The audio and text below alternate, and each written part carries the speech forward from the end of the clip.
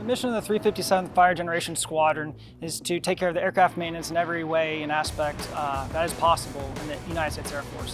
Whether it's launching or recovering aircraft, to loading munitions, we take care of it from start to finish. 357th Fighter Generation Squadron ensures that the 357th Fighter Squadron can sustain training fighter pilots. There's a lot of work that goes in behind the scenes, but making sure that they have aircraft to fly and to get after their training requirements ensures that we have fighter pilots for the next generation. We have crew chiefs launching, recovering, and ensuring the overall safety of the aircraft. In our specialist section, we have avionics, which maintains a lot of the weapons systems, the radar systems, and electrical and environmentals, providing that cabin pressurization, oxygen for the pilots.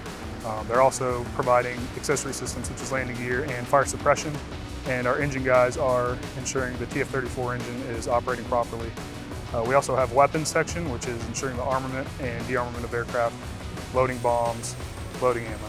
Dragons have been around since World War II, and the mission still contributes to a bigger Air Force picture, and we're still going to be producing those fighter pilots even after the divestment of the other A-10 units. Dragons, fired up!